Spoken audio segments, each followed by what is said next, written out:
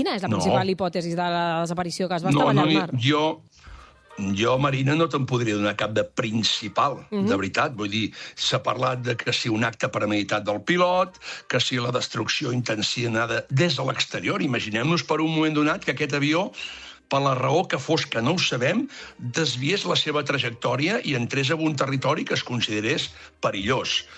Els estats podrien sentir-se amenaçats i fins i tot d'arribar a un avió. Després del que vam veure l'11 de setembre als Estats Units, si un avió entra en una àrea prohibida, se l'avisa i se l'adverteix que allà no pot ser-hi, i allò corre un risc per les persones que hi ha a baix, escolta'm, un avió li envien un pepino, l'envien a terra segur. Per tant, això és una altra possibilitat com una hipòtesi. Una altra cosa és que hi hagués una despressurització o una fallada estructural o un incendi dins de l'avió, vés a saber.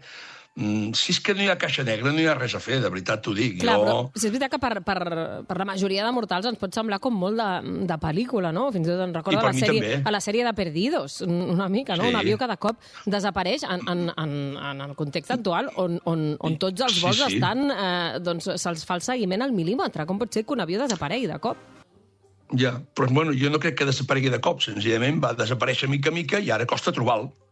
No crec que desaparegués de cop, així sobtadament ara hi és i ara no hi és.